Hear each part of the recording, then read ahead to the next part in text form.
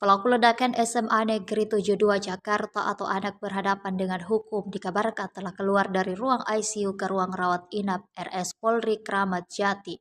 Kabid Humas Polda Metro Jaya Kombes Budi Hermanto mengatakan pihaknya akan berkoordinasi dengan KPAI, Balai Permasyarakatan, Dinas Sosial Pemberdayaan Perlindungan Perempuan, dan Asosiasi Psikologi Forensik. Saat penyidik meminta keterangan, selain itu Polda Metro Jaya menjadwalkan akan memeriksa ayah dan kakak dari pelaku.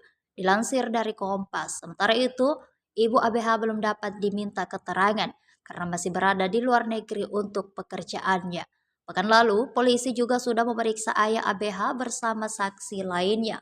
Pemeriksaan dilakukan untuk mendalami latar belakang dan motif di balik peristiwa tersebut. Ledakan terjadi di Masjid Sekolah SMA Negeri 72 Jakarta, Jumat sekitar pukul 12:15 waktu Indonesia Barat. Ada 7 bom yang dibawa ABH, 4 diledakkan sedangkan 3 belum. Dan ketika ditemukan masih dalam kondisi aktif. 4 peledak diledakkan di 2 lokasi berbeda. TKP 1 di Masjid 2 bom meledak, TKP 2 Taman Baca dan Bank Sampah juga 2 bom. 3 bom lain belum sempat dipentik pelaku. Ledakan itu mengakibatkan 96 orang luka-luka.